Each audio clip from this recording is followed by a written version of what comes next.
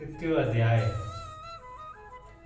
इस अध्याय में नाना प्रकार के हेतुओं से विहित कर्मों की अवश्य कर्तव्यता सिद्ध की गई है तथा प्रत्येक मनुष्य को अपने अपने वर्ण आश्रम के लिए वही कर्म किस प्रकार करने चाहिए, क्यों करने चाहिए, उनके ना करने में क्या हानि है, करने से क्या लाभ है, कौन से कर्म बंधन कारक और कौन से मुक्ति में सहायक है, इत्यादि बातों में परिभांति समझाई गई है। इस प्रकार इस अध्याय में कर्म योग का विषय अन्य अध्यायों की अपेक्षा अधिक और विस्तार पूर्व के वर्गित है एवं दूसरे विषयों का समावेश बहुत ही कम हुआ है। जो कुछ हुआ है वह भी बहुत ही संक्षेप में हुआ है, इसीलिए इस अध्याय का नाम कर्म योग रखा गया है। इस अध्याय के पहले और दूसरे श्लोक में भगवान ने अभिप्राय को न समझने के कारण अर्जुन ने भगवान को मानो उल्लंघना देते हुए उनसे अपना एकांतिक श्रेय साधन बतलाने के लिए प्रार्थना की है और उसका उत्तर देते हुए भगवान ने तीसरे में दो निष्ठाओं का वर्णन करके चौथे में किसी भी निष्ठा में स्वरूप से कर्मों का त्याग आवश्यक नहीं है ऐसा सिद्ध किया है। पांचवें में क्षण मात्र के लिए भी कर्मों का स्वतः त्याग असंभव बतलाकर छठवें में केवल ऊपर से इंद्रियों की क्रिया ना करने वाले विश्चिंतित पुरुष को मिथ्याचारी बतलाया है और सातवें में मन से इंद्रियों को संयम करके इंद्रियों के द्वारा अनसाधक भाव से कर्म करने वाले की प्रशंसा की है। आठवें और नौवें में कर्म ने करने की अपेक्षा कर्मों का करना श्रेष्ठ बतलाया है तथा कर्मों बिना शरीर निवृत्ति का आरंभ बतलाकर निस्वार्थ और अनासक्त भाव में विहित कर्म करने की आज्ञा दी है। 10वें से 12वें तक प्रजापति की आज्ञा होने के कारण कर्मों की आवश्यक कर्तव्यता सिद्ध करते हुए 13वें में यज्ञ शिष्ट अन्न से पापों का विनाश होना और यज्ञ करने वालों को पापी बतलाया है। 14वें और 15वें में सृष्टि चक्र का वर्णन करके सर्वव्यापी परमेश्वर को यज्ञ रूप साधन में नित्य प्रतिष्ठित बतलाया है। 16वें में उस सृष्टि चक्र के अनुसार नाम बरतने वाले की निंदा की है। 17वें और 18वें में आत्मनिष्ठ ज्ञानी महात्मा पुरुष के लिए कर्तव्य का अभाव बतलाकर कर्म करने और ना करने में उसके प्रयोजन का अभाव बतलाया है।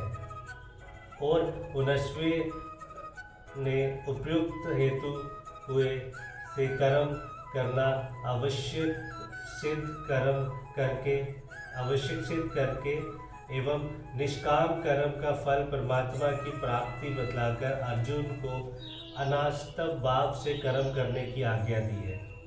तदंतर 20वें में जनकादि को कर्म से सिद्धि प्राप्त होने का प्रमाण देकर एवं लोक संग्रह के लिए भी कर्म करना आवश्यक बतला कर 22वें 24वें भगवान ने स्वयं अपने दृष्टांत देते हुए कर्म करने से लाभ और ना करने से हानि बतलाई है।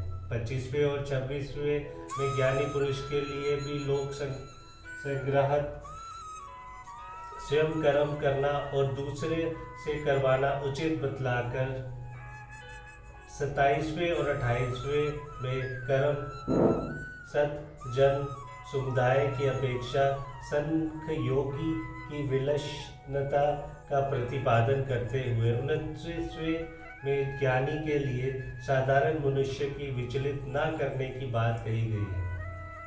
30वें में अर्जुन को आशा, ममता और संतप का स्वथा त्याग करके भगवद बुद्धि में युद्ध करने की आज्ञा देकर 31वें में इस सिद्धांत के अनुसार चलने वाले श्रद्धालु पुरुषों का मुक्त होना, 32वें में उसके अनुसार ना चलने वाले दोषदर्शियों को पतना होना बतलाया है।